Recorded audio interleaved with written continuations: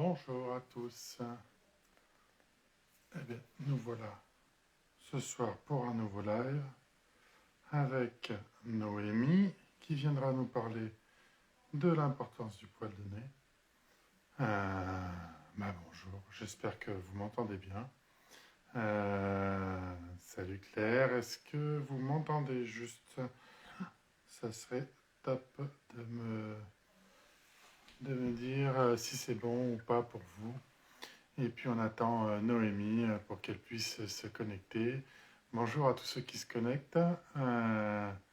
J'espère que vous allez bien. A priori, Joe me dit oui. Hop là, Noémie vient de se connecter. Donc, Noémie, bouge pas. Merci beaucoup, c'est gentil. Hello!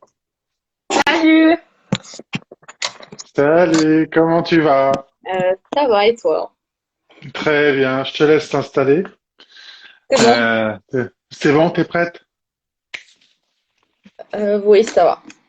C'est bon, ça va? Donc, aujourd'hui, on est avec Noémie qui vient nous parler de sa BD, de l'importance du poil de nez, mais pas que, de son travail, un petit peu comme d'habitude, pour ceux qui ont l'habitude de suivre les lives. Euh, on va essayer de savoir un peu plus qui est Noémie, d'où elle vient, ce qu'elle a fait, son histoire, et puis qu'elle nous raconte un peu cette belle BD. Et puis peut-être ses projets, elle vient de chausser ses lunettes, comme ça on va pouvoir voir tous les commentaires. Mais au passage, s'il y a besoin, j'en parlerai. Donc, je le redis, hein, ce soir, on parle de l'importance du poil de nez chez Sarbacane et l'autrice, c'est Noémie. Euh, alors, j'ai plein de questions. Tout ça, tout ça, tout ça. Ok. Euh, donc, d'abord, est-ce que ça va? Est-ce que tu es content d'être là?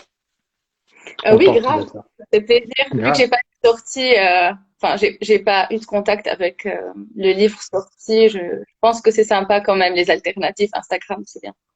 Yes, justement, je pense que c'est aussi une façon de discuter avec les gens ou de voir les gens un petit peu de manière différente parce qu'on est aussi tous un peu cloisonnés chez nous et peut-être que ça va continuer un peu, donc autant en profiter. Ouais, grave. Donc, Noémie, euh, est-ce que tu peux nous en dire un peu plus? Tu viens d'où? Tu es qui? Où tu es né? Raconte-toi. Et ça, un numéro de registre aussi. Non, c'est une blague libanaise, mais bon. Je suis une autrice libanaise. Je suis née au Liban, j'ai grandi au Liban et j'ai grandi dans les montagnes. J'adore ça. Et en fait, j'ai fait les beaux-arts à Beyrouth. Donc, je suis descendue de mes montagnes, de mon petit monde. En fait, j'ai grandi dans un casa. C'est une sorte de région qui s'appelle Hmm, Kesserwan. Kesserwan, c'est une région qui est majoritairement chrétienne. C'est un d'accord. peu, c'est vraiment un lieu particulier. On l'appelle le 09. C'est un peu le code du téléphone. Et ça a une manière les gens sont un peu particuliers. Puis je suis arrivée à Beyrouth et j'ai eu le choc de la ville cosmopolite. C'était très agréable. J'ai fait des études en illustration et bande dessinée et j'aimais Yes. bien vivre, enfin comme tout le monde un peu, je pense. Enfin, j'étais pas geek, j'étais pas dans mon petit coin en train de lire des BD tout le temps, mais j'aimais aussi, j'avais d'autres passions. Et je suis tombée malade durant mon année de licence. J'étais en train de faire un jeu de société sur Beyrouth d'ailleurs. J'aimerais bien continuer ce projet. Et je tombe malade, j'ai mon cancer et je décide d'arrêter durant quelques années mes études pour, enfin, durant un an mes études. Et après, j'ai repris la fac et c'était comme une obligation, une sorte de, j'ai dû faire ce projet. Et je pense qu'il s'est imposé à moi. C'est pas, je pense pas que j'aurais choisi ça de base, mais j'avais l'impression que c'était une nécessité. Et j'ai fait ce projet. Et ce projet m'a ouvert d'énormes portes parce que de base, je ne pense pas que je voulais faire de la BD tout court. J'ai fait de la BD D'accord. parce que j'ai trouvé que c'était le meilleur moyen de raconter cette histoire-là. Et ensuite, quand j'ai commencé à la développer, j'ai trouvé un plaisir particulier à me plonger dedans. Donc, j'ai vraiment aimé découper, écrire. Il y a toute une, enfin, en tout cas, pour ma part, j'ai trouvé beaucoup de plaisir, la manière de d'avoir le visuel, le texte et la structure derrière. Donc, j'ai trouvé qu'il y avait quand même un petit côté mathématique qui me plaisait. Et finalement, j'ai fait ce projet en tant que projet de master. Il était un petit projet de 80 pages. Et dans mon jury, il y avait un auteur français qui s'appelle Christophe Davidj, qui est chez Futuropolis, qui m'avait conseillé d'envoyer ma BD à Futuro. Et la même année, il y avait un appel de résidence à Angoulême. Et Yes. j'ai envoyé mon projet pour le travailler en France. Et j'ai envoyé mon projet à Futuro. Il y avait Sébastien Guédic qui m'avait dit que c'était intéressant et tout, que c'était cool de le retravailler. J'étais trop contente. Je m'attendais trop pas. Et quand j'ai envoyé ma BD, on m'a dit, bon, vous êtes invité à la Maison des auteurs d'Angoulême pour travailler votre BD. C'était vraiment, Génial. c'était cool. Et je suis venue en France. Et depuis, je suis là. Et j'ai pas eu Futuro, mais j'ai eu Sarbacane, qui est, je trouve, un très bon éditeur. Donc, On en j'ai été. parlera tout à l'heure. Ouais. Du coup, une petite question sur ton pays avant de développer un petit peu le reste. T'es né en 93, je me trompe pas? Ouais. Donc t'es né en 93. C'est comment de vivre dans un pays qui est en restructuration, je vais y arriver, qui est en reconstruction. Parce que ton pays était en guerre de 75 à 90, si je me trompe pas trop. Exact. Donc t'es né après la guerre. Et du coup, donc je suppose que ce pays était encore en reconstruction.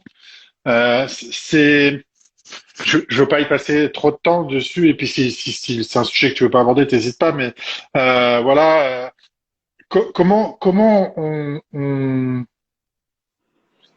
vit dans un pays qui est en reconstruction, tout simplement. D'accord. Et Bah, qu'est-ce que je ça sais t'a pas si apporté aussi? c'est en Qu'est-ce que ça construction. t'apporte? Je sais pas si ce pays est en construction ou bien en déconstruction constante. J'ai pas l'impression que malgré, même si nous avons vécu, enfin, je suis née après la guerre et Hmm. certes, il y avait un petit boom, il y avait une sorte de reconstruction. Moi, je crois que on vivait surtout une déconstruction de choses et la guerre ne s'est jamais vraiment arrêtée. Parce que même D'accord. s'il y a eu cet armistice, il n'y a jamais eu de, enfin, en fait, à cause de l'armistice, on n'a jamais vraiment eu de personnes qui ont été coupables ou bien il n'y a pas eu de procès. Les gens ont continué dans la guerre, donc on a vécu un peu dans l'après-guerre. Et ma génération a eu une sorte, enfin, de ce que moi je vois, bien sûr, ce n'est pas une vérité, mais j'ai l'impression que nous avons vécu entre des libertés que nos parents nous ont offertes par frustration de ne pas avoir eux-mêmes vécu les leurs quand ils étaient adolescents, parce que mes parents D'accord. ont été privés d'une adolescence saine, ils ont été privés de vivre les choses que les gens vivent. Ils se sont posé d'autres questions à l'âge où ils doivent se connaître et se rencontrer. Et puis, de l'autre côté, il y a aussi les peurs, les traumas, l'ambiance toujours pesante d'un ennemi. On est un État en guerre avec Israël, avec l'État d'Israël. On est aussi les voisins de la Syrie. On était sous occupation syrienne. Donc, Hmm. finalement, le Liban est un pays qui a une situation géopolitique particulière qui crée des sortes de peurs et de comportements face aux peurs, surtout des repliements vers des choses qu'on connaît, parce qu'on a des fois plus peur de l'inconnu. Et Ouais. ce repliement vers ces choses-là, des fois, ça nous pousse à ne pas remettre en question les bonnes choses. Et puis, on a en même temps des libertés parce qu'on a été spolié par une génération privée.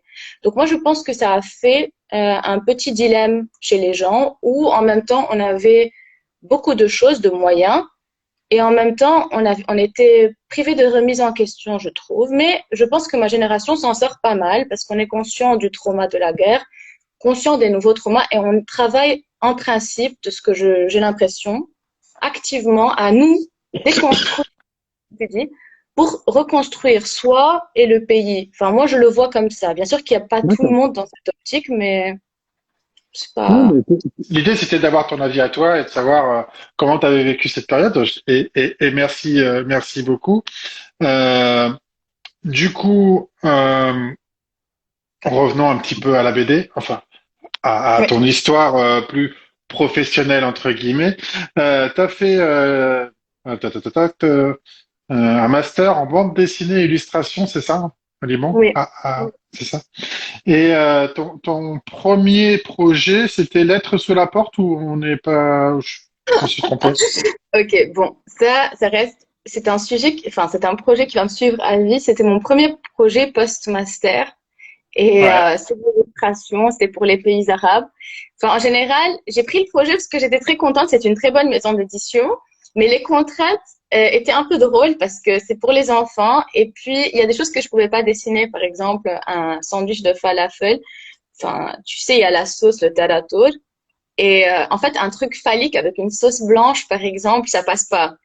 Et moi qui aime ce genre de petits clins d'œil et ces choses-là, parce que je suis très sage, j'ai trouvé que ça m'a frustré énormément de travailler pour la jeunesse. Et depuis, j'ai décidé de jamais faire ça. Enfin, avant d'avoir des enfants et de sentir que j'ai un contact particulier, je pense pas que la jeunesse c'est pour moi. Donc voilà, D'accord. Ok. c'est pas agréable. Est-ce que tu peux nous expliquer, parce que tout le monde ne sait pas comment ça fonctionne, ce que c'est une résidence d'auteur à Angoulême et qu'est-ce que ça t'a apporté et comment ça fonctionne? D'accord. En fait, une résidence d'art, enfin, ça dépend desquelles. Celle d'Angoulême en particulier est très intéressante parce que c'est une résidence où on ne nous demande pas de faire des ateliers, des rencontres avec le public. C'est juste un atelier d'artistes où il y a des salles avec plusieurs tables et tout. Des fois, c'est des salles en commun, des salles solitaires. Et c'est intéressant parce qu'on se retrouve tous et ça crée des échanges de dingue. Et moi, j'ai eu la chance d'être logée par la Maison des auteurs parce qu'ils ont aussi des appartements. Donc, ils m'avaient Mhm. mis avec Dina qui regarde d'ailleurs. Et c'était une super rencontre. J'ai fait des rencontres de Ok. malades et j'ai remis en question toute ma pratique parce que je suis arrivée et je me suis sentie une grosse merde. J'étais genre, mais qu'est-ce que je fais là? C'est pas ma place. Je suis trop nulle. Et j'ai mon père qui est là aussi. Euh, il est Bonjour. venu à Angoulême me voir et j'ai commencé à pleurer. J'étais genre, papa, je suis nulle, qu'est-ce que je fais là? Il m'a dit, mais attends, avec le temps, tu vas voir et tout. Et j'étais vraiment, être dans une résidence, c'est des rencontres et ça remet en question. En tout cas, pour moi, c'est ça. Et c'est une très bonne opportunité. D'accord. Donc, Et, du coup, c'est à ce moment-là que tu as eu des contacts avec ton éditeur actuel ou pas? Parce que non. tu nous as dit tout à l'heure. Non, c'est après, ça? En fait, quand j'ai terminé Angoulême, enfin, quand je suis arrivée à Angoulême, j'ai décidé que mon projet était nul et j'ai décidé de le refaire. Donc, j'ai refait tout mon projet. Et c'était dingue déjà parce que j'avais déjà passé du temps et je me suis dit, bon, on recommence de zéro. Et j'ai présenté pour la résidence de Colomiers en étant à Angoulême. J'ai eu Colomiers et c'est à Colomiers, la solitude de Colomiers qui m'a poussée à travailler comme une malade. Et c'est là-bas que j'ai envoyé mon dossier et j'ai eu Sarbacane. Voilà. D'accord. Ok.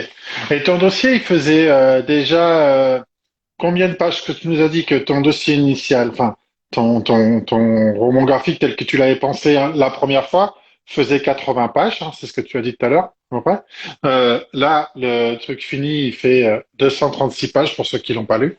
Euh, est-ce que tu- dans quel état tu l'as envoyé à Sarbacane? C'est-à-dire qu'il était quasi fini ou c'était juste vraiment un état projet?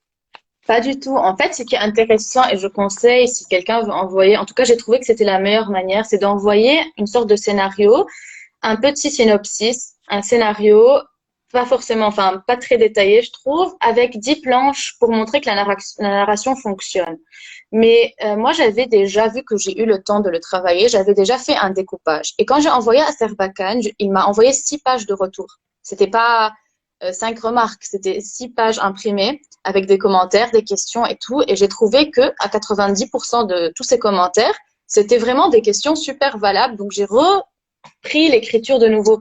Donc, je pense qu'il faut quand même donner l'espace au retour. Parce que faire tout ça et après sentir cet attachement et se dire non, quelqu'un veut me changer. Moi, je trouve qu'on est trop dans nos projets parfois et un œil externe n'est pas de refus. Mais quand on est sûr de ce qu'on est en train de dire et qu'on a un parti pris, il faut se battre pour le garder. Mais pour le reste, souvent, c'est un bon œil. Enfin, en tout cas, moi, je fais confiance à mon éditeur dessus.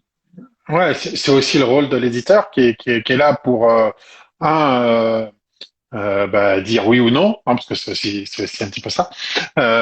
Mais deux, quand il sent qu'il y a quelque chose, de voir comment ça peut matcher et de travailler pour faire évoluer. Je pense que c'est aussi un peu ce rôle-là. Mais oui, c'est sûr. Sinon, on peut faire de l'auto-édition et être très content. Ouais, ouais, ouais. Mais du coup, voilà. Dans quelle langue tu écris quand tu as écrit à l'origine? Ok, j'avoue un truc. J'ai précisé d'où je viens. Je viens de cette région du Oui. Liban. Et souvent, enfin, en tout cas, j'appelle ça le complexe un peu maronite élitiste libanais. C'est que souvent, on insiste beaucoup sur le français pour bien parler le français. C'est bien vu. Enfin, c'est un truc un peu. Et quand j'étais petite, j'avais pas mon attachement actuel à mon pays, pas à ma culture en tout cas, parce que vu que c'était un pays qui était détruit, j'avais pas, je ne sentais pas, vu que j'étais dans ma petite bulle, l'attachement. Donc j'ai beaucoup parlé en français, j'ai vu la télé française, j'ai même vu des sitcoms de merde sur comment elle s'appelle cette chaîne déjà? Enfin, il y avait une chaîne avec le miel et les abeilles, Hélène et les garçons et tout ça. Ouais, Ouais. ouais, on a J'ai connu nous vu aussi. tout ça, j'ai vu la merde de la télé française, mais pas, je ne savais rien sur la merde de la télé libanaise. Donc, ce mix culturel, au début, quand j'ai commencé à prendre conscience que c'est mauvais, ça m'a fait un poids et j'ai senti que non, il faut pas que je parle la langue des occupants, nanana, nanana. Mais en fait, maintenant, je le vois comme une richesse parce que non seulement je parle français, arabe, anglais, je parle aussi allemand et je comprends un peu l'espagnol et un peu d'italien. Et je trouve que ça aide mon cerveau. Moi, quand on parle au Liban entre copains, on parle en trois langues dans la même phrase. C'est très courant. Mais quand j'écris en français avec des interventions parce qu'il y a des mots que je trouve indispensables dans d'autres langues, surtout pour l'arabe. L'arabe est une langue très particulière parce elle a des mots pour les sentiments, pour des choses qu'on ne peut pas traduire. Par exemple, pour l'amour, il y a une liste de mots qu'on ne trouve pas en français. Et je trouve que cette richesse, moi, je n'ai pas de problème à aller, quand j'ai un problème de langage, aller la puiser ailleurs. Donc, je trouve que c'est intéressant de ne pas me réduire à une seule langue. Et c'est pas grave après si j'arrange. Et des fois, j'ai pas envie. J'ai envie de garder les deux parce que ça fait partie de moi aujourd'hui. Ouais, très bien. Est-ce que vous avez des questions comme ça? Comme sur ton compte Instagram, effectivement. Parce que des fois, tu es en anglais, des fois en arabe, des fois en français. Du coup, on jongle. Alors, ceux qui comprennent pas tout, ben, comprennent pas tout, c'est pas grave. Mais au moins, c'est un peu le cas sur ton site et je trouve que c'est aussi bien. Euh, est-ce que tu peux nous donner des influences ou est-ce que tu aurais des influences en BD ou en lecture ou en peinture Oui, que tu pourrais nous donner? Vas-y. la question que j'adore. En fait, Ouais, que pour tout la le monde BD, pose en fait. pour la BD, j'adore. Enfin, j'ai eu une révélation. C'était les équinoxes de Pedrosa, c'est ma bible. Et je trouve que c'est génial parce qu'il a créé des systèmes. Il a vraiment créé des systèmes pour qu'on arrive à accepter les pavés de texte qu'il met. Donc, en fait, il a des séquences de BD normales. Puis, il y a quelqu'un qui prend une photo. Après, la photo se décompose de manière abstraite avant d'introduire l'apparition du texte en prose. Et ce qui est intéressant dans cette BD, je trouve, c'est que il nous habitue lentement à ça. En fait, il a créé quelque chose de particulier. Et moi, pour moi, le travail de quelqu'un, c'est aimer son univers. Donc, pour la BD, je trouve que Pedrosa a un univers auquel, en tout cas, moi, j'ai une affinité particulière. Pour le cinéma, j'adore Almodovar. Je suis une méga fan, j'ai presque vu tous ses films. Et pour l'art, il y a tellement de références, je ne saurais te dire, mais il y a des tableaux qui m'ont poigné, il y a des choses qui m'ont poigné, mais je pense que je puise le plus au cinéma, plus que dans la BD, puisque j'ai découvert la BD indé un peu sur le tard, parce que mon père est un grand fan de BD classiques, j'ai tout lu, les Largo, les Aigles décapités, tout ce qui est Tintin, Astérix, enfin, on a une bibliothèque énorme, j'adore le scénario classique, je trouve que c'est fonctionnel pour une raison, j'aime bien quand c'est lisible. Et puis j'aime bien les univers, donc j'aime bien rentrer dans les univers, surtout dans le cinéma. Donc je sens que ça fait une petite, un petit tissage qui m'intéresse. Ok, Almodovar, Pedrosa, de belles références. Et un papa qui t'a amené aussi à la BD, donc c'est cool. C'est grâce à lui. Euh, c'est grâce à lui. Euh, on parle un petit peu de ton bouquin, enfin un petit peu, c'est le sujet principal. On parle de ça aussi maintenant. Ouais. Maintenant qu'on en sait un peu plus sur toi. Est-ce que tu peux nous faire un petit pitch? Moi? Oui, Ok. qui mieux que toi peut en parler? Ça me fait trop. Je t'avoue que ça me fait bizarre. Bon, euh, Ah ah. j'ai- Et c'est pourquoi? Pourquoi ça te fait bizarre? parce que je sais pas la présenter. Enfin, j'ai fait cette BD justement pour pas en parler en fait. Je sais pas comment t'expliquer. Des fois, on fait un truc et on se dit, bah tiens, il est là. J'ai plus besoin d'en parler moi. Et c'est ce que j'ai C'est bon. senti quand j'ai fait cette BD. Mais c'est C'est pas le pas comme cas. ça que ça fonctionne a priori. Ok, bon. Alors, dans ma BD, j'essaye de retracer à travers une trame qui est la maladie, une histoire qui pour moi ne s'arrête pas à la guérison physique. Donc déjà de base, j'ai voulu prendre un parti pris, c'est de comprendre la maladie et de ne en fait, il y a un livre qui m'avait un petit peu aidé. C'est un livre qui s'appelle The Wounded Storyteller. Je ne saurais expliquer. Le, celui qui raconte mais qui est blessé. C'est un livre très intéressant dans lequel que j'ai pas lu entièrement d'ailleurs, qui explique un peu l'importance du partage d'une expérience traumatique ou d'une maladie pour deux raisons.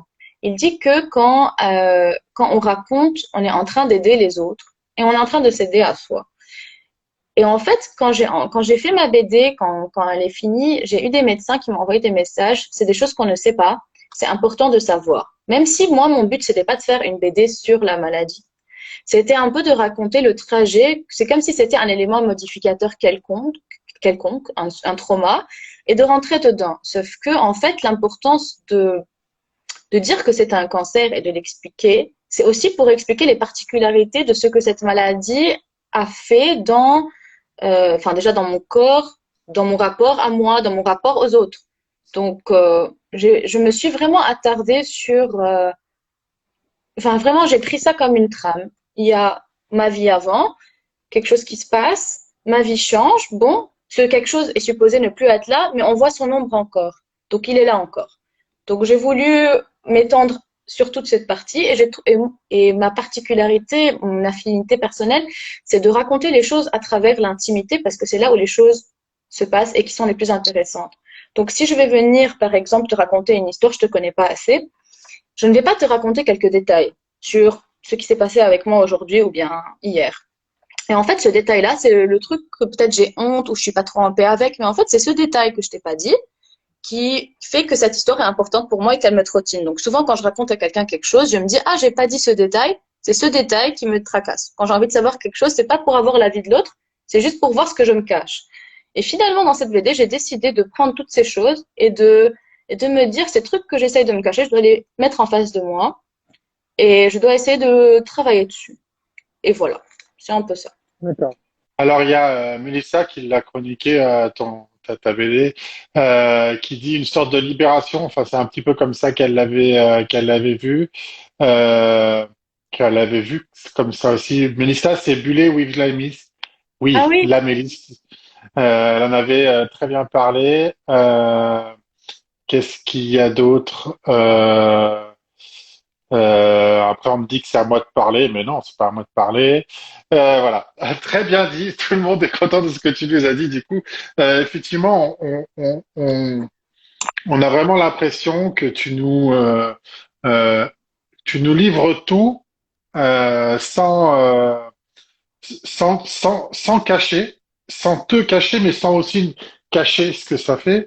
Euh, c'est On pourrait l'entendre aussi comme une sorte de lecture pédagogique. Je pense que c'est aussi pour ça que tu as eu des retours des médecins qui disaient oui, on n'en parle pas assez et du coup, c'est ça. Euh, est-ce que quelque part, c'est pas aussi pour essayer de mettre un peu derrière toi, même si tu l'as dit, c'est pas jamais derrière toi, un peu derrière toi ce qui s'est passé pour pouvoir passer à autre chose. En fait, quand j'ai fait cette BD, j'ai pas dit j'ai dit Noémie. Enfin, quand j'écrivais, Yes. je, ne- je ne pensais pas que c'était. Enfin, je me suis placée en tant que personnage, je me suis observée. En fait, il y avait une certaine méthodologie du travail qui a fait que pour moi, ce n'est plus mon intimité. Dans le sens où ça part de base d'un jet émotionnel qui est mon journal, enfin de mes journaux intimes. Et de ce jet, j'ai créé une trame, j'ai créé des événements et j'ai placé les personnages avec ce qui se passe, quels traits de caractère sont développés dans cette scène, etc. Après, j'ai réduit le nombre de personnages, donc j'ai dû en plus mélanger. Donc, ce n'était plus une réalité, c'est de la enfin, c'est de l'autofiction. Tout est basé sur du réel. Il y a des conversations dans lesquelles, enfin, les conversations que j'ai écrites n'existaient pas. Il y a des choses qui n'existaient pas vraiment, mais c'est basé sur des choses réelles. Donc, le sentiment, les choses qu'on a vécues et tout, oui, c'est du vrai. Par contre, le fait de le scénariser a mis une distance. Donc, je pense que j'ai pas tout dit. J'ai dit des choses et que je trouve que l'idée de l'intimité et du cachet, pour moi, est différent que pour les gens. Parce que quand je raconte à mes amis des choses, je rentre dans des détails. Des fois, je rentre, oui, mais en fait, ça m'a fait mal, ce pantalon m'a fait mal. Enfin, je peux rentrer dans des détails comme ça, mais pour moi, c'est pas de l'intime. Parce que l'intime, c'est des choses, c'est pas des choses qu'on peut tous, enfin, on peut tous avoir ces choses-là, mais pour moi, c'est pas tellement important. Et, et oui, c'est aussi une question, c'est quoi l'intime? Et je pense que oui, j'ai dévoilé des choses intimes, des sentiments intimes, mais peut-être dans les scènes, je ne trouve pas vraiment que si je vous invite dans une scène comme ça, euh, est-ce qu'elle est toujours intime? Enfin, il y a des questions, je n'ai pas de réponse, mais je ne sais pas si c'est ça. D'accord. Je ne sais pas quoi te dire. Non, non, mais écoute, c'est aussi, je pense que l'intimité, elle est différente. Le niveau d'intimité est différent en fonction des personnes. Et effectivement, euh, il y a quand même pour moi des scènes qui me semblent intimes. Mais justement, c'est aussi quelque part ce qui fait la force de ton livre. C'est-à-dire que moi, j'ai aimé te suivre à travers ça. Enfin, j'ai aimé suivre Noémie, du coup, hein, pour reprendre ce que tu as dit à travers ta lecture. On en a discuté et j'ai aimé justement que tu nous livres quelque chose sans réellement te cacher ou sans réellement cacher même des choses qui auraient pu être euh, intimes entre guillemets. Mais, donc, c'était ma sensibilité, moi, de l'intime, si tu veux. Et donc, je voulais te poser une question, mais tu as répondu un petit peu. Tu nous dis que c'est une autofiction, c'est-à-dire que c'est basé sur des faits total, mais tu as dû effectivement supprimer des personnes, en rajouter pour la cohérence du récit, quoi, finalement. Je suppose que c'est pour ça. Et il y a toujours quand même un cercle autour de toi très proche. Tu parles beaucoup de ta famille, tu parles beaucoup de ton père qui est présent. Il a une place assez importante dans le roman. Tu parles aussi beaucoup de celle qui était... attends, Manu? oui, ta nounou, qui a eu aussi... Enfin, dans le livre, elle a aussi une place importante. Tout ça, du coup, c'est vraiment les personnes, je suppose que tu as gardé l'essentiel finalement, c'est ça? Enfin, pas l'essentiel, c'est pas L'essentiel, que le je reste dirais n'était pas la essentiel, réalité. mais Ouais, à l'hôpital, il y avait pas que, enfin là j'ai présenté juste ma famille maternelle, mais dans la vraie vie il y avait aussi ma famille paternelle. J'avais toutes mes tantes. Il y a une tante qui me faisait des soupes chaque semaine, une autre qui venait à tout le temps à l'hôpital, et il y avait mes amis et tout. Mais en fait, il m'a dit mon éditeur, mais le lecteur il s'en fout que c'est tous ces gens. Et en fait c'est vrai. Moi, je suis quelqu'un de qui a eu la chance d'être hyper entourée. J'ai une famille magnifique et j'avoue un truc, mes parents, c'est mes meilleurs amis. C'est pas, c'est pas juste des parents pour moi. Et en fait, grâce à cette maladie, grâce à ce qui est venu peser sur nous, ça nous a créé des liens encore plus sincères et forts. Parce que oui, avant, c'était ma famille, mais après, j'ai fait le choix. Je sais pas si, quand tu viens et tu te fais une remise en question, tu t'observes, tu fais une thérapie, tu essayes de comprendre ce qui te dérangeait par-ci, ce qui te dérangeait par-là. Tu règles les choses, tu enlèves tes parents de ce piédestal et tu les vois en tant qu'être humain et tu décides de les aimer comme ils sont. Et ce moment-là, je trouve qu'il est la plus belle chose qui puisse arriver, c'est de voir cette personne comme un être humain, l'accepter pour ses faiblesses et l'aimer. Et pour moi, cette maladie m'a encore plus rapprochée de ma famille. Et je pense qu'au Liban, c'est particulier parce qu'on n'a pas d'État. L'État, on n'a pas d'aide sociale, on n'a rien, on n'a pas une structure. Et en fait, les gens se réfugient chez leur famille. Par exemple, tu ne vois pas avant, enfin, je reviens il y a quelques années, juste pour être clair que maintenant c'est différent. Il y a quelques années, tu voyais pas beaucoup de mendiants, tu voyais très peu de gens homeless, plein de choses. Ce n'était pas visible à l'œil. Parce qu'il y avait toujours quelqu'un de la famille qui pouvait lui dire, mais allez, viens, tu vois, il n'y a pas de SDF, enfin, tu vois pas un jeune SDF comme Je ça, sais pas dire. vraiment. Enfin, en tout cas, tu n'en vois pas beaucoup. Et en fait, il y a un truc, c'est que on dit en arabe, la famille, elle vient. Et en fait, c'est un fardeau parce que la famille, c'est aussi un poids. Tu subis pour l'œil de ta famille, tu dois faire plaisir à ta famille, mais savoir mettre les limites et profiter de cette enlaçade qui est la famille, c'est le bon dosage, je trouve. Et moi, j'ai trouvé, avec mes batailles personnelles et tout, le moyen de garder ma famille pour ce qu'ils sont et qu'ils m'acceptent aussi comme je suis. Parce qu'au Liban, une fille qui fait une BD sur elle et qui met des scènes dans un lit et qui parle de sa chatte qui lui gratte et qui doute de sa sexualité et qui, tout ça, c'est pas forcément la chose que les parents aimeraient pour leurs enfants, tu vois. C'est déjà un pays assez traditionnel. Ma mère est très chrétienne, tout ce que tu veux. Mais en fait, je leur ai appris à leur dire, c'est ça la réalité. On va arrêter de se voiler la face. Moi, je suis comme ça. Vous êtes comme ça. Je vous aime. Toi, tu pries tout le temps. C'est pas grave. Tu es aussi comme ça. Tu m'inspires et c'est pas grave. Et c'est ça qui, enfin, cette BD, c'était en gros pour moi ma réconciliation avec moi et ma famille. Et je pense que je l'ai faite pour ça. Voilà. Et du coup, quand tes parents ils ont vu le résultat, ils t'ont dit quoi? Non, tu vas me faire pleurer là. Mais Euh... non. Mais Mais j'ai pas non. envie, je résiste. Ah bon, d'accord. Bah, si tu veux Mais pas répondre, on n'est pas obligé non plus. non, mais c'était très mignon. Voilà. Ouais. C'était très mignon. Ok, on le met de côté. Euh, Moi, ce que j'ai aimé, c'est dans la première page de ton livre, tu mis la première chose que tu as mis, enfin qu'il y a inscrit, c'est à ceux qui ont été là, virgule, pas là. C'est-à-dire que tu as aussi euh, euh, des regrets par rapport à certaines personnes que tu pensais qui allaient être là et qui ont disparu?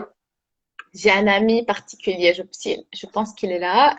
Il a disparu durant ma maladie et c'était quelqu'un de très proche et j'avais pas compris au début. Un jour, je lui ai dit pourquoi il m'a avoué simplement que c'était trop pour lui et il savait pas gérer cette situation. Mais enfin, je lui en veux pas parce que personne n'a les mêmes réactions. Par exemple, on peut pas tous être là. Et en même temps, ceux qui sont pas là, je les remercie parce que finalement, ça m'a appris qu'on peut pas tous être là. C'est important aussi de savoir que il faut s'écouter. Si on peut pas, on peut pas. C'est simple. D'accord. Il y a Mélissa Bullet-Williams qui te demande si l'entourage a été une force dans tout ça. Ça dépend des moments. Parce que quand j'étais malade, à un moment, je pouvais plus supporter. Ma mère panique beaucoup. Et j'avais besoin qu'on me rassure. Et à un moment, j'étais genre, mais je peux plus.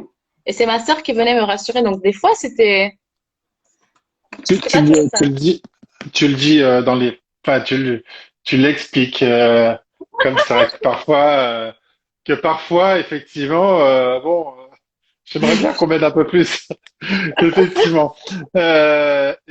Mélissa dit aussi, elle, dans le chat, elle a dit que à travers tout ça, tu avais une famille, enfin, on voyait une famille touchante. Euh, autre question, tant que j'y suis, histoire de passer les questions et de continuer là-dessus. Il y a une question qui a été posée, c'est est-ce que ton prochain projet sera-t-il intime et personnel? Mais alors, je te demande juste de mettre la question de Pas côté, mal. parce Ouais, on en parle juste après. D'accord? d'accord. Juste parce que j'ai encore plein de questions sur ta BD, donc du coup, je voudrais éviter de tout spoiler, mais je la garde et puis on se posera les autres questions. Euh, T'as parlé et t'as partagé des photos de toi à cette époque. Il y en a encore sur ton compte Instagram, je crois. Euh, Au moment où t'as fait les photos, c'était quoi le but? Tu vas trop rire. En fait, quand t'es malade, tu te sens trop bizarre. À un moment, je me sentais un peu surpuissante, un truc trop bizarre.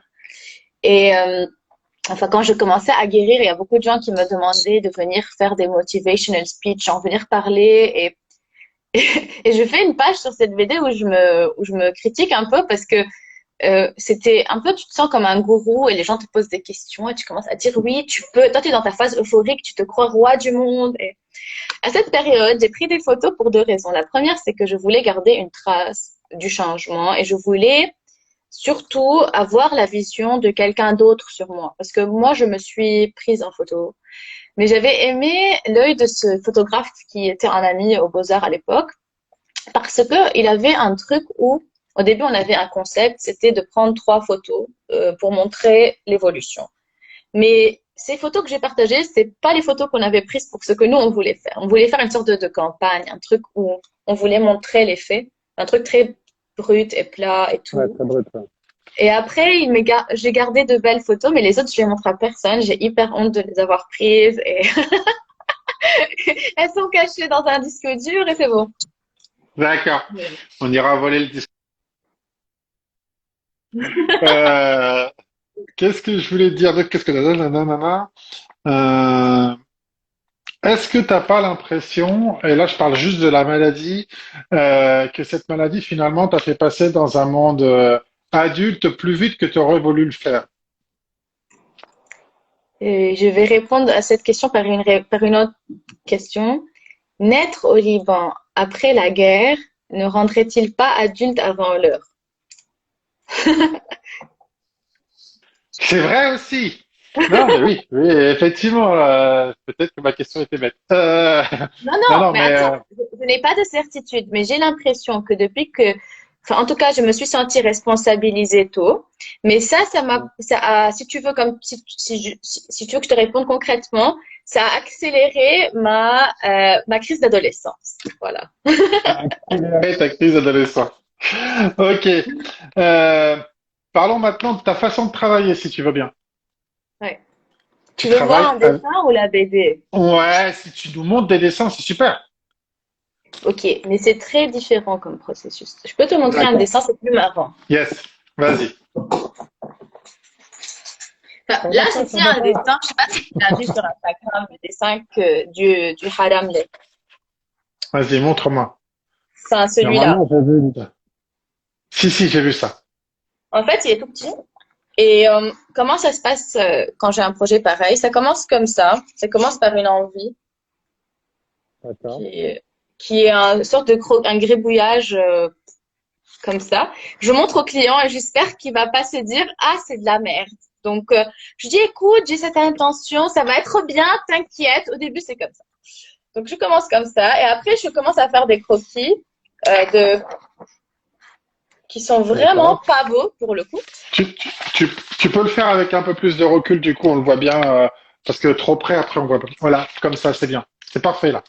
Ça, c'est Alors parfait. là, c'est comme ça ressemble à rien, c'est des traits. Et après, je prends un autre papier, je me dis, c'est le moment, et ça devient un vrai croquis. D'accord. Et à la fin, Ok. sur ma table lumineuse, tout de suite, je passe à la couleur. Ok. Donc, avec des crayons de couleur. Oui, avec du Posca, des crayons de couleur, mais surtout des crayons de couleur. D'accord. Euh, une petite question, parce que, alors j'ai oublié de le dire et je le redis à tout le monde, hein, les lives, je les prépare pas tout seul. Donc, il y a une personne qui m'accompagne dans la préparation de ces lives. Je la remercie encore. C'est Claire, fille fan de BD, pour ceux Ah, qui connaissent. Qui m'accompagne à chaque live. Et merci encore. Et du coup, elle veut savoir, c'est quoi comme crayon? Parce qu'ils ah sont oui, trop beaux. c'est une. Regarde, tu veux voir? Ouais, on les voit. Dans un reportage sur France 3, tu les as montrés, ils étaient trop beaux. En fait, je les arrange pour la télé, mais en vrai, ils sont pas arrangés. C'est un. Maintenant, je les ai retenus. Je sais qu'il y a des demi-teintes, donc je sais exactement quel crayon j'utilise et j'utilise de la boîte de 120 crayons à peu près 100. Donc des fois, dans un dessin, tu as 100 couleurs. Et c'est les polychromos de Faber-Castell. Je conseille vivement l'utilisation de ces crayons parce que les carandages sont pas bien. Je n'aime pas ça. Mais il y a un problème chez les Faber-Castell, c'est que les teintes de violet sont très secs et ça n'a pas la même texture que les autres. Par contre, un crayon de couleur ne sert à rien sans un bon taille-crayon. Et ça, c'est un taille-crayon que je ramène du Japon. Enfin, moi, je vais pas moi au Japon, il y a Internet qui le fait. Le taille-crayon, c'est Shashihata. Et c'est vraiment très, très bien. C'est ceux qui ont Uniball, plein de marques. Mais franchement, sans ça, ça ne sert à rien, ça. Et puis, le D'accord. papier aussi, c'est important. C'est je ramène d'Allemagne les Durex Schöllershammer. C'est du 200 grammes teinté et c'est lisse. Donc, grain très atténué. Parce que quand il y a du grain, j'arrive pas à faire des détails. Donc, c'est un conseil d'utilisation. Je suis pas sponsorisée, mais j'aime beaucoup les. D'accord.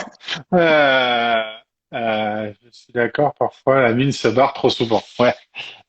Mélissa a dit que la mine se barre trop souvent. Mais du coup, peut-être qu'avec un bon taille-crayon, c'est sympa. Euh, Qu'est-ce que je dis d'autre là-dessus?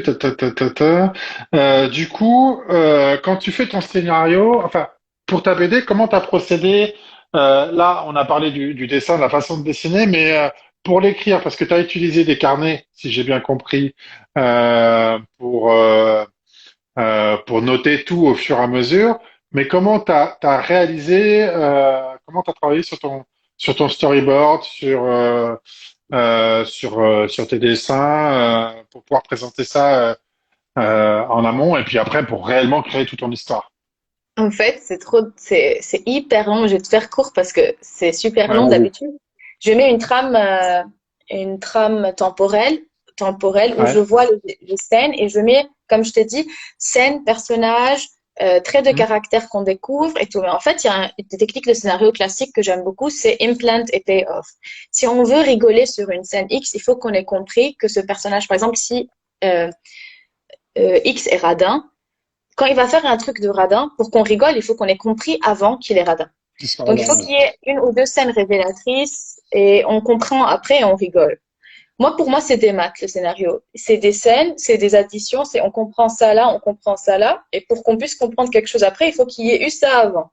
Donc, de base, j'ai pris mes journaux, mais j'ai oublié j'ai mis mes scènes. Donc, j'ai choisi lesquelles je veux garder. Je les ai mis.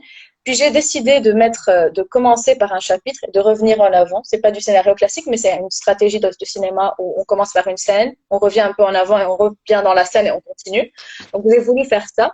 Ensuite, quand j'ai tout découpé, j'ai vu visuellement que, cette scène, je pense qu'elle a besoin d'un temps plus long. Donc, je me disais, pour cette scène de page, pour celle-là, 4. J'ai besoin que ça soit long, il y a du dialogue qui va venir. Après, j'ai fait une sorte de découpage on va voir un peu les personnages, les bulles, les dialogues, les lieux. Et à la fin, j'ai écrit le scénario. Et c'est après avoir fait tout ça que j'ai fait les choses que les gens font au début. Donc moi, j'ai procédé totalement à l'envers. C'était passé d'un truc où je voulais vraiment voir les causes à effet avant. Et après, Les j'allais écrire. tenants Donc, et les aboutissants. et à la fin, j'ai fait la VO.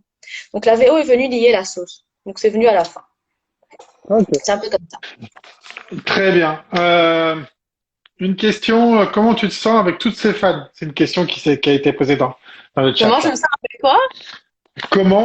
Comment se sent Noémie avec tous ces fans? Ah, les fans, Tu as une c'est qui pose communauté de cette question? fans. C'est Euh, Eurindra qui a posé la question. Salut! C'est trop drôle. Je sais pas. Je sais pas, j'ai toujours eu des trucs bizarres qui se sont, enfin, j'ai attiré dans ma vie des gens chelous. C'est pas plus chelou que les gens chelous. D'accord. Non, je déconne. Je sais pas comment répondre à cette question. Alors je vais essayer de poser la question autrement. Est-ce que depuis la sortie de BD, tu as eu un afflux de personnes qui sont venues te poser te poser des questions plus sur comment tu peux m'aider sur la maladie, par exemple. Est-ce que tu as eu ce Euh, genre de choses-là? non, mais quand j'étais malade, j'ai eu des gens il y a une meuf qui m'a dit, dis-moi que je vais pas mourir. J'étais genre, mais meuf, je suis pas médecin, donc désolée, je peux pas te dire que tu vas pas mourir. Par Ouais. contre, non, mais par contre, là, il y a des gens qui m'envoient beaucoup de messages parce qu'ils ont lu la BD et je suis vraiment très touchée parce que finalement, j'aime pas être dans mon coin, même si je suis tout le temps dans mon coin. Et quand je parle avec les gens et je vois que mon travail leur a ouvert l'envie de dialoguer, j'aime parler avec ces gens. Donc, j'ai beaucoup de plaisir à discuter. Ça me, ça me dérange pas. Enfin, déjà, sur Instagram, je suis assez active et souvent, j'ai des discussions avec les gens. Donc, je ne suis pas dans mon petit. Enfin, j'aime ça. J'aime discuter. Ok. Euh, T'es passé, enfin, tu vis, pour revenir, je crois que c'est une question que j'ai oubliée, qui me vient à la tête maintenant.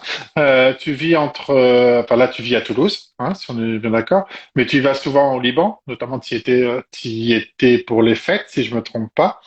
Euh, Comment tu vis le passage de l'un à l'autre et qu'est-ce que tu apprécies le plus là-bas et qu'est-ce que tu apprécies le plus ici? Elle est généreuse, oui. Elle est très généreuse, je suis d'accord. Tu dois venir manger des gâteaux. Il y a toujours ici du gâteau et des trucs. Ouais.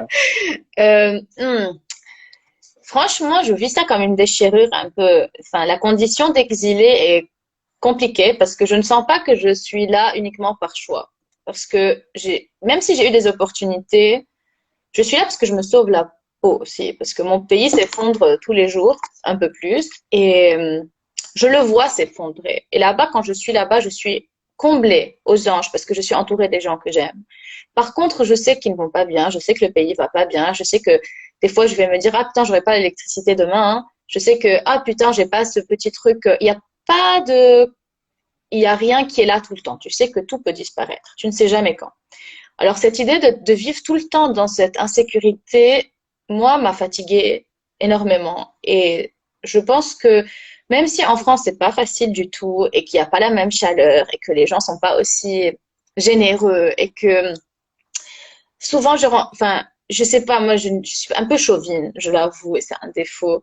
Mais chez mes amis libanais, je vois souvent, puisqu'on a vécu des choses communes, beaucoup de traumas, je vois souvent une détermination et beaucoup d'engagement artistique très, très, très, très profond. Et souvent, j'ai du mal à trouver ça dans enfin, je dirais pas que mes amis ne le sont pas ici, mais c'est pas la même chose. On est touché par des différents sujets.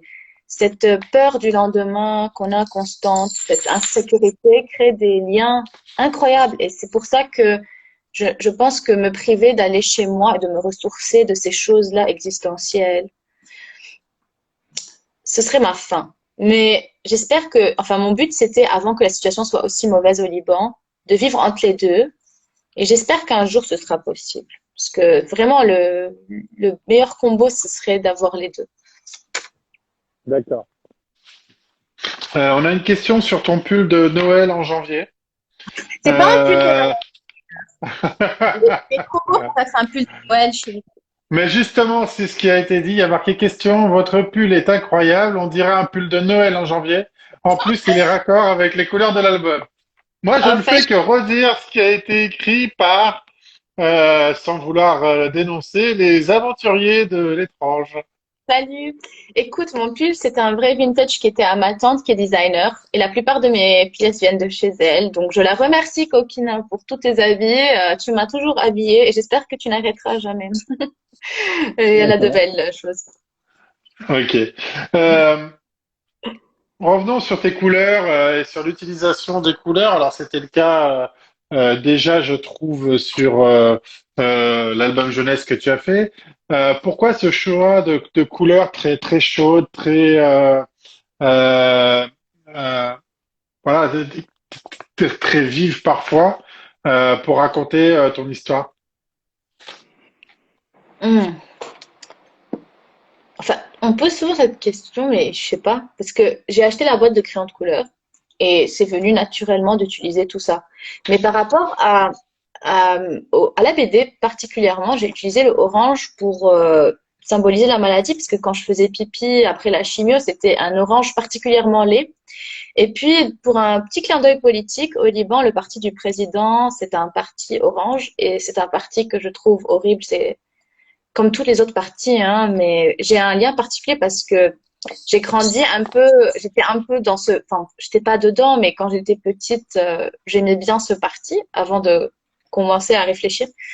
Et c'était un petit truc politique aussi parce que j'avais envie que l'écœurant vienne de cette couleur. Et en fait, dans la BD, j'ai essayé souvent d'avoir dans les scènes les plus dures, surtout la partie maladie, d'avoir des couleurs très, très euh, écœurantes. Parce que c'était écœurant, en fait. Enfin, je me suis basée sur mes sensations, mes sentiments, mais je t'avoue que je ne réfléchis pas avant. Enfin, à part pour l'orange, il n'y a aucune réflexion qui s'est faite. Ça vient tout seul, comme D'accord. ça. Il y a quelqu'un qui a reposé la question sur tes influences BD. Alors, on va pas y revenir parce qu'on l'a déjà dit, mais la réponse sera dans le live.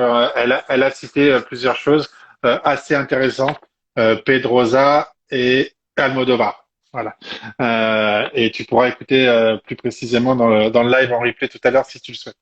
Euh, euh, Dans le travail avec Sarbacane, quand il t'a renvoyé, tu as dit 6 pages argumentées, c'était pour te dire OK, mais il faut que tu retravailles là-dessus, ou est-ce que c'était pour te dire faut que tu retravailles là-dessus sans te donner la certitude que ça serait OK?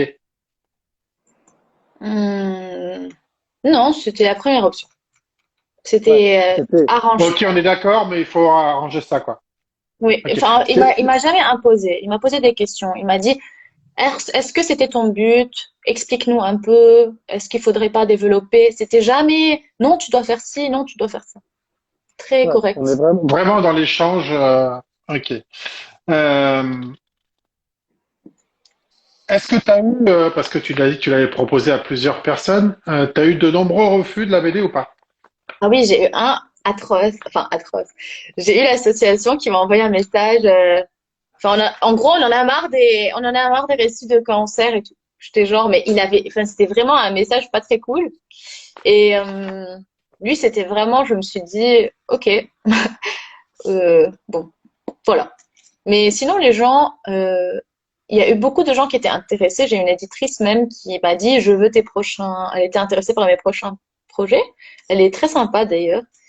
Mais vu que avec Sarbacane, ça se passe très très bien et je me lance dans un nouveau projet avec eux.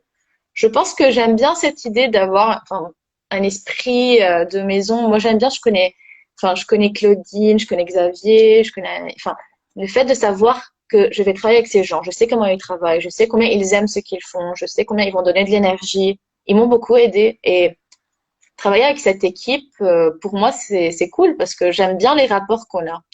Et j'aime bien ça, en fait. Donc, du coup, un bon contact avec ton éditeur et avec l'équipe de l'édition. Ouais, c'est génial. Du coup, tu continues et tu vas nous parler de tout ça tout à l'heure. Alors, je regarde si j'ai pas oublié les questions parce qu'on a dit beaucoup de choses. Ta, ta, ta, ta, ta. J'arrive, hein. On va mettre une musique d'attente. Tu sais. Euh, euh, le titre. Donc, tu expliques dans la BD pourquoi il faut le lire, il faut la lire. Je le redis, hein. Excuse-moi. Il faut absolument lire cette BD. Tu expliques pourquoi de l'importance du poil de lait. Est-ce que c'est un choix que tu avais depuis le début, ce titre, ou est-ce que Et c'est quelque chose que vous avez trouvé avec l'éditeur? non, il était plus long. Ok. C'était quoi Comme, alors? comme tu as bien remarqué, je suis quelqu'un de bavard. Et mon titre était encore plus bavard. C'était depuis que j'ai découvert l'importance du poil de nez. Finalement, mon éditeur vient, il me dit, écoute, Noémie, franchement, les gens vont venir à la librairie, ils vont dire, il m'a dit, qu'est-ce que tu veux qu'ils retiennent? Depuis que j'ai découvert, ou bien importance du poil de nez. Parce que quand même, il y a une limite.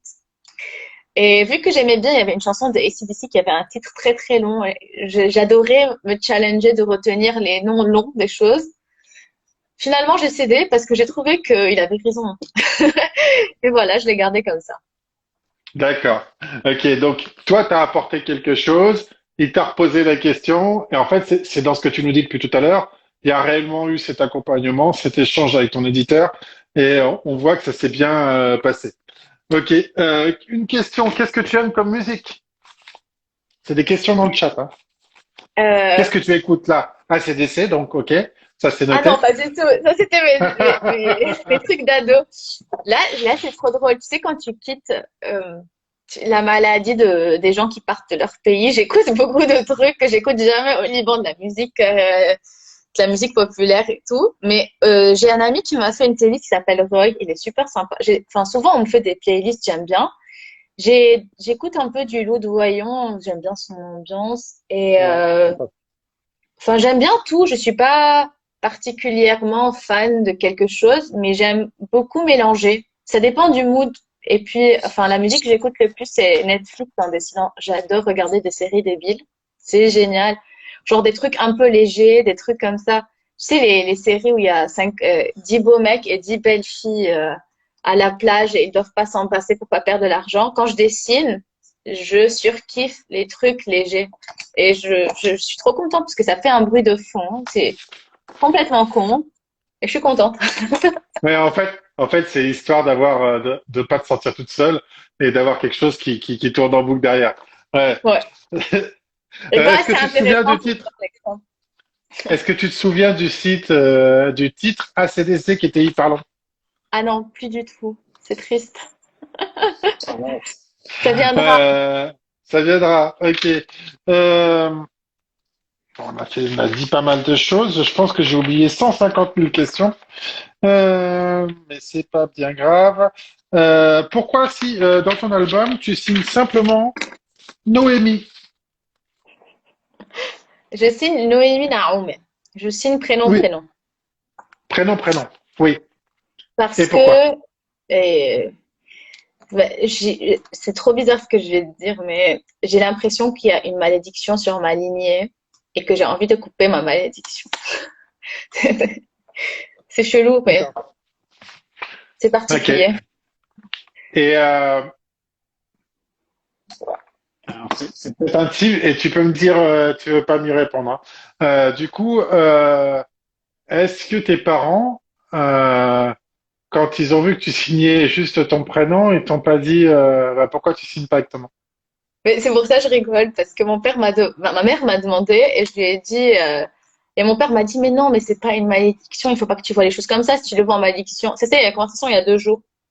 D'accord. Mais moi, je suis convaincue que je vais créer un système qui s'appelle prénom-prénom.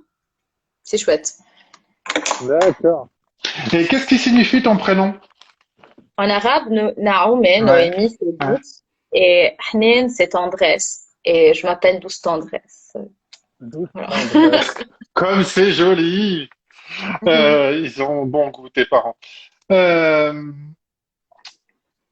Passons. Est-ce que vous avez des questions sur la BD? Je me rappelle. Ah, j'ai pas montré trop d'images, hein. Je suis bête parce que Et d'habitude je comment le ça fais tout se le fait que temps. toi, tu vois les questions et moi, je vois rien? Mais Je si, je les comprends vois pas. là. Mais j'ai aussi quelqu'un qui m'aide. Ah, je me disais, Et, parce que et en moi, fait, c'est en bloqué fait, sur la question du pull. Et j'ai envie de lui dire, j'aime trop mon pull. oui, mais tu peux décaler. En fait, c'est vrai que quand tu t'arrêtes sur une question, après, elle défile pas. Donc, il faut que tu retouches ton petit chat pour qu'il remonte. Je montre quelques pages euh, de ta BD. Je vais essayer de remontrer d'autres. Ah, mes amis, trop bien. Ah oui, à Barbara que j'écoute beaucoup, c'est vrai. Merci, Carmen. Ah oui, Fayrouz, merci. Trop bien, il me rappelle ce que j'écoute. C'est sympa, hein? Ah, c'est trop bien de lire les commentaires, tiens. Bah ouais, c'est sympa de lire les commentaires. Et puis en plus, les gens, ils sont sympas, ils posent plein de questions, ils sont gentils. Euh, je montre au passage, hein, pendant que tu lis. T'aimes toujours autant les frites? Ah oui, je peux pas. Quand je vais mal, je veux des frites. Quand je vais bien, je veux des frites. Avec des sushis, je veux des frites. Des frites avec des sushis? Mais oui, il y a du crisp qui est frit à côté. Ça marche aussi, les frites, je suis sûre. D'accord. Je montre quelques pages, hein, pour que les gens qui connaissent pas encore la BD, mais qui vont connaître dès demain parce qu'ils vont aller l'acheter. Euh, J'aime ce pull. Combien de temps vous a pris pour la création de cet album? Oui, c'est une Euh, question. Combien de Salut temps tu as mis Fred! pour le... Fred, c'était aussi il était avec moi à l'atelier à Angoulême. Il a fait une super BD Tiens, d'ailleurs. Tu devrais la découvrir, Johan. ah Super. ben, Le il faut que tome, tu me dises quelle BD. ouais, je te dirai. Il a qu'à me mettre un message en MP, et puis je regarderai. Et puis tu Attends, m'en c'était parleras. quoi la question du... Ah oui, ça m'a pris presque 4 ans. Presque 4 ans de travail, cette BD. Mais j'avoue que la dernière année, c'était plus un travail de colosse. Genre, j'ai travaillé en un an ce qu'un être humain normal aurait fait en deux. D'accord. Je faisais deux Parce planches que par an. À la fin, je parce que faisais deux t'étais en planches. retard? Mais parce que j'étais très en retard et c'était moi mon bourreau. J'ai dit à Fred, je veux finir vite. Donc, quand j'ai commencé la fin, j'étais en train de faire deux crayonnés avec deux planches de couleur par jour. J'étais à un rythme entre 10 et 14 heures de travail par jour. C'était sans week-end, j'avais pas de vie. Et à la fin, moi qui adore cuisiner, j'avais plus le temps de cuisiner, donc je commençais à acheter trop de nuggets Picard, donc j'ai pris quelques kilos. Et je mangeais trop de frites aussi. Prochain projet, ok. Prochain Quel est ton projet, prochain projet? c'est une belle question. Je travaille sur un projet super excitant, enfin, en tout cas pour moi. Mais j'ai pas l'énergie encore de me plonger, mais c'est un projet qui parle de la jeunesse et de l'adolescence. C'est une bande de copains dans les villages des montagnes libanaises qui se réunissent. Ça s'appelle, en arabe, on appelle ça Bouta. C'est une bande. Et en fait, c'est des gens qui se retrouvent à la place du village, qui passent leur temps ensemble en été et qui probablement, et dans enfin, la plupart du temps, ils n'ont pas vraiment de points communs. Et ce qui est sympa, c'est de comprendre pourquoi ces jeunes se retrouvent, qu'est-ce qu'ils font dans les montagnes, c'est quoi leur passe-temps et tout. En fait, cette histoire-là me tient à cœur parce que enfin, ça parle d'une jeunesse, d'une adolescence qui, exactement ce que j'avais dit, a grandi dans le Liban de l'après-guerre, donc entre ces libertés qu'on leur donnait, et en même temps avec ses peurs, ses traumas, la religion, l'œil de l'autre, la société, l'idée d'être dans un village. Donc en même temps, il y a ce contraste entre comment agir si on a une liberté, mais peur du regard. Et en fait, j'ai, je parle de rébellion. Enfin, je trouve que mon récit va être un peu politique. Ça va être une série BD d'ailleurs. Il est un peu politique dans le sens où on comprend les motivations des gens et on comprend pourquoi chacun est là. Et on va suivre un peu chacun de ces personnages dans leur quotidien de vie de montagne. Il y aura ces femmes enfin, il y avait, en tout cas, c'est inspiré un petit peu des choses que j'ai vues durant mon adolescence, donc c'est vraiment réel. Il y avait ces filles qui venaient avec un jean taille basse sur les grosses chips, avec le string qui dépasse. Il y avait la meuf qui, contre une pipe, elle gagnait un peu d'argent, puis qui tombe enceinte, et après, sa mère ne la laisse pas avorter, puis celle qui va avorter, parce que l'avortement est illégal au Liban, celui qui vole de l'électricité enfin, qui fait ça comme passion, ceux qui jouent au poker, qui perdent leur argent, la petite machette, celui qui dort à côté, il y a un poignet. Enfin, oui, j'ai vu des choses cheloues. Ils font la chasse. J'ai grandi dans un monde particulièrement étrange parce que en même temps, j'ai grandi dans un monde préservé et un autre qui ne l'était pas du tout. Et voir ça, je me dis, j'ai été témoin de quelque chose d'étrange, de beau et qui a fait de nous ce qu'on est aujourd'hui. Et c'est le résultat de la guerre. Donc, j'ai voulu un petit peu raconter des aventures très légères qui traitent quand même de thématiques comme la virginité, la religion, les choses qui ont qui sont importantes au Liban, la famille, tout ça, la violence, les armes, l'amour, la douceur, la générosité, mais dans un quotidien et de manière légère. Voilà. Ok. Ce sera une série, donc tu l'as dit. Est-ce que vous avez déjà défini avec ton éditeur combien de tomes ou pas, à peu près? Non, mais moi, Un je diptyque, un lui ai triptyque. dit qu'on va travailler tome par tome, mais moi, ce que j'aimerais, c'est de créer un univers et de rentrer dedans. Donc, sans fin. J'aimerais bien que ce soit avec des possibilités de réussir enfin, continu. Ok. Très bien. Est-ce que tu as déjà des retours? Alors, il y a une question qui était posée tout à l'heure plus haut, c'était est-ce que le fait d'être en confinement, ça t'aide à garder un rythme de travail soutenu? Non, mais ça me rend dingue. Déjà, je passe trop de temps seule. Là, j'ai même plus le droit à mon café avec mes amis. Ça, c'est complètement une punition. Plus une bière, plus un café. Non, c'est une catastrophe, je suis d'accord avec toi. Non. Euh, Tu te J'ai une considères comme question une là. génération? Ouais, Oui, mais toi et moi, on est la ouais. génération post-guerre et ça affecte notre travail parce que en même temps, on ne peut que se placer en tant qu'objet, se regarder pour pouvoir parler. Donc, en fait, on a le sujet. On est un sujet vivant. C'est intéressant. On n'a pas besoin d'aller très loin pour trouver des sujets.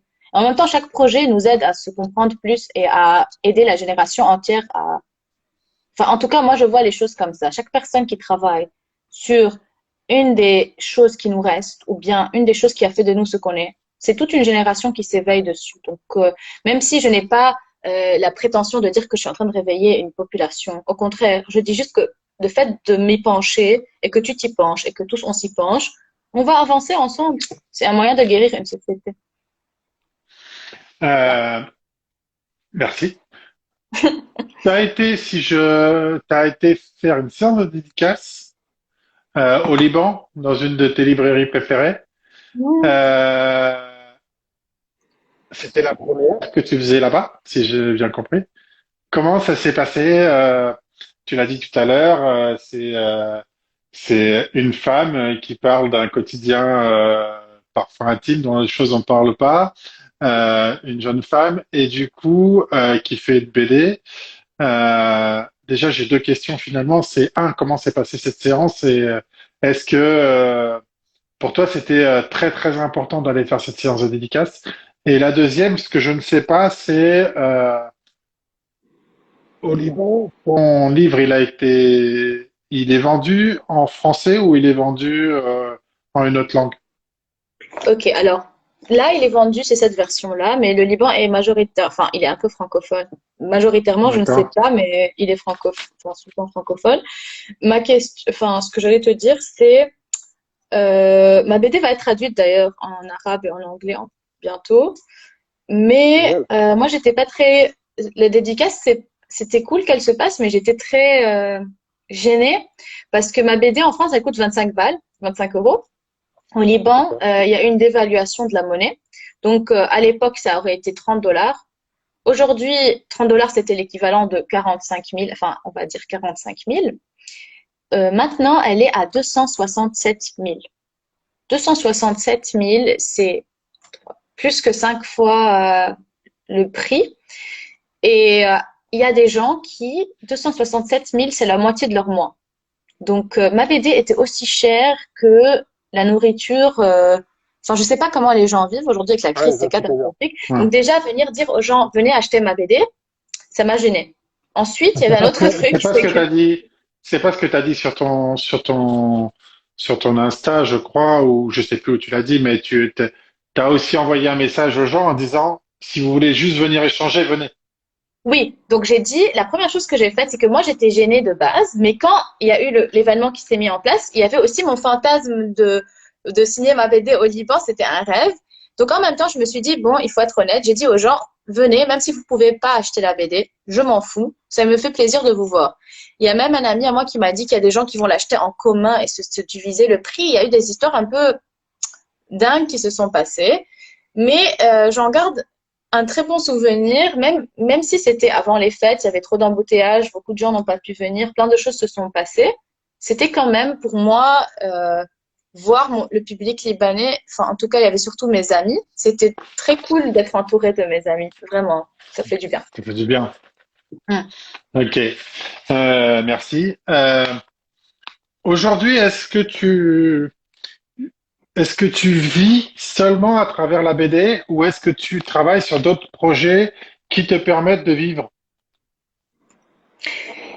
Si je veux Moi, j'ai vivre la réponse, hein, seulement, mais c'est pour tout le monde. attends, si je veux vivre seulement a- avec l'argent que me fait gagner la BD, je mange du riz tous les jours et j'habite pas ici. Non, mais D'accord. vraiment, c'est pas facile du tout de vivre uniquement de la BD. C'est très précaire. Et avant que j'arrive en France, je travaillais avec beaucoup de clients différents. Je travaillais pour des artistes, pour des particuliers. Je vivais mieux. Quand je suis arrivée ici, déjà la France, c'est un pays qui prend beaucoup d'argent. Genre, moi je l'appelle les sangsues. C'est très sensuel. Ils prennent tout, que ce soit partout. L'appartement, les choses, l'État. En tout cas, vu que je suis pas d'ici, je reçois pas beaucoup, donc juste on prend maintenant. Donc je suis obligée de faire plein de choses à côté. C'est pour ça que je travaille beaucoup. Voilà. Alors, qu'est-ce que tu Plein fais de à côté? projets. Est-ce que tu peux nous en parler? Je fais beaucoup d'originaux. J'aime beaucoup. Enfin, moi, j'aurais aimé être artiste, pas BDiste.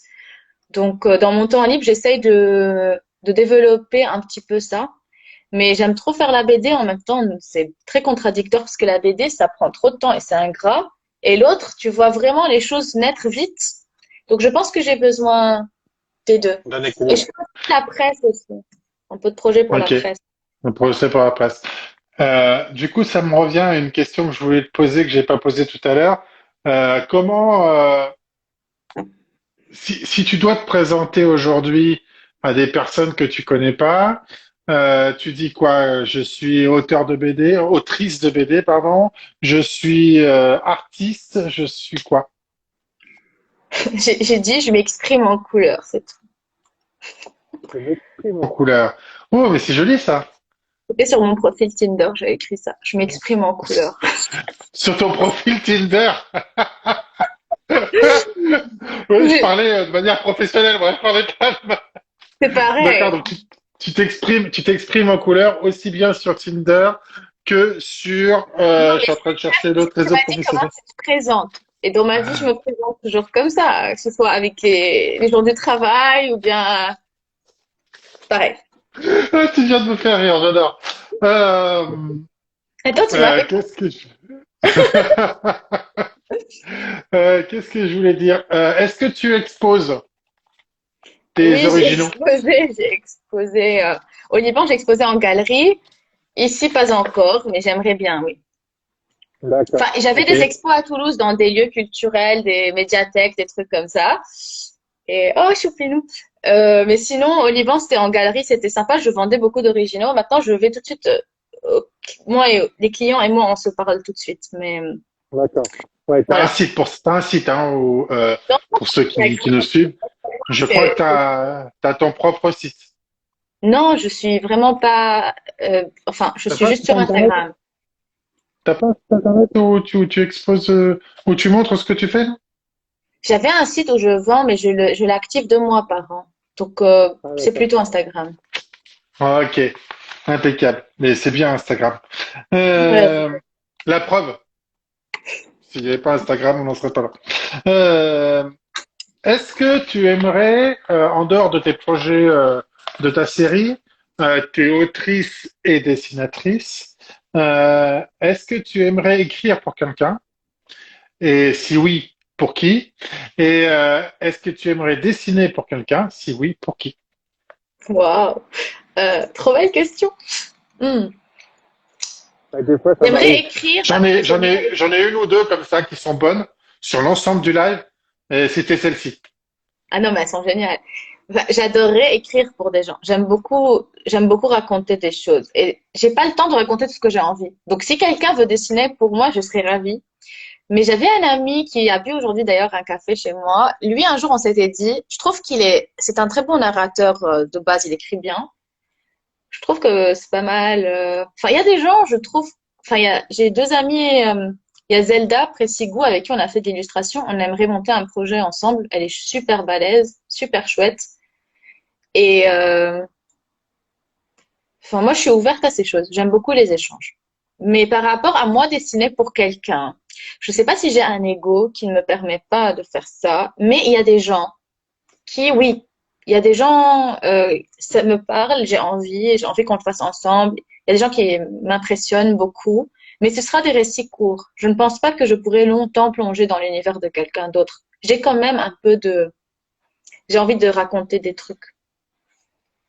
Ok. Souvent, un auteur-dessinateur. J'ai déjà plusieurs fois entendu ce genre de réponse, effectivement. Et puis après, c'est pas les mêmes façons de travailler. Dessiner pour un scénariste, c'est pas la même façon que par rapport à tes habitudes de travail. Et donc, s'il y en avait un avec qui, vraiment un pour qui t'aimerais, si tu avais le choix. Là, on te donne, paf, t'as le choix pour qui tu aimerais écrire. Écrire pour quelqu'un, waouh! Oh, mais Pour un tu me, dessinateur. Un dessinateur qui voilà, quelqu'un qui aimerait, voilà, ça serait ton kiff absolu. ah mais c'est trop compliqué. Oh, c'est stressant. Ouais. Il y en a plein J'ai qui le viennent temps, dans ma tête. j'ai le temps, ça dure 4 heures en live, donc tu peux y aller. Non, je rigole. Je sais pas, peut-être ma Toti. C'est ça? Si ma Toti dessinerait, D'accord. c'est trop le kiff quand même. D'accord, eh ben, c'est noté. Un petit appel, voilà, c'est Oui, réglé. On en parle. il va arriver et me dire oui, je suis là avec plaisir. Avec plaisir. Dans 5 minutes, tu as un appel en MP, là, tu as un message. Il dit, ah, pourquoi pas. Ok. Euh, la situation actuelle, elle aide pas les auteurs et aussi ceux qui veulent lire les BD à te rencontrer. Comment tu le vis? C'est drôle parce que je suis en même temps, j'aime beaucoup les gens, mais en même temps, j'ai besoin de solitude. Donc, je me dis deux choses. C'est que là, je dois juste me focaliser sur ma solitude. Comme ça, j'oublie les autres. Voilà. Je fais avec. Avec quelqu'un qui Dit qu'elle n'a pas compris. Lorenzo Qui? Matotti. Lorenzo Matotti. Voilà. Il t'appelle dans 5 minutes, hein. Euh, donc, t'as décaissé, ça, on a vu.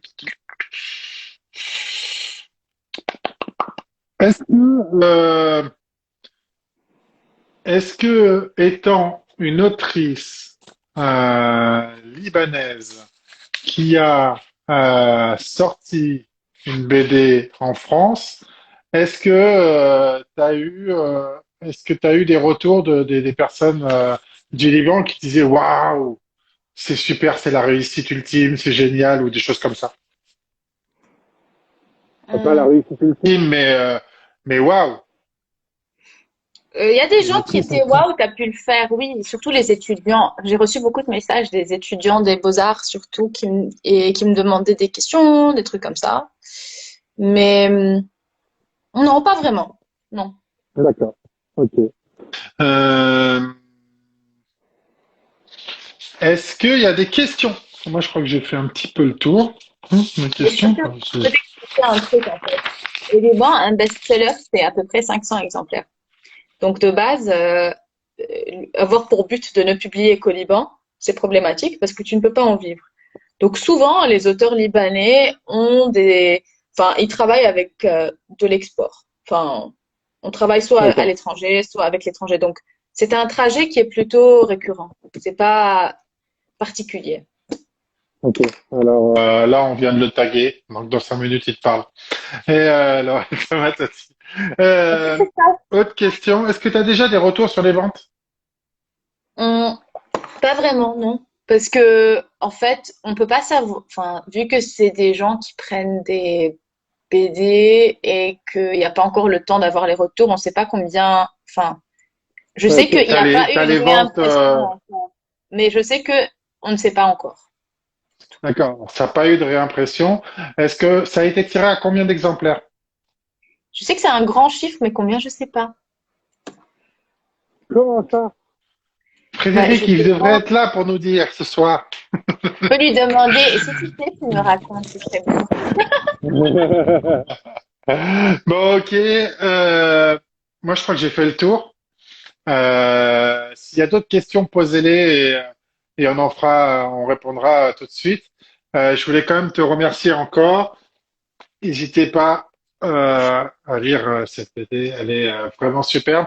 Alors, contrairement à ce que je fais d'habitude quand je fais un live avec un auteur ou une autrice, je poste ma publication juste après.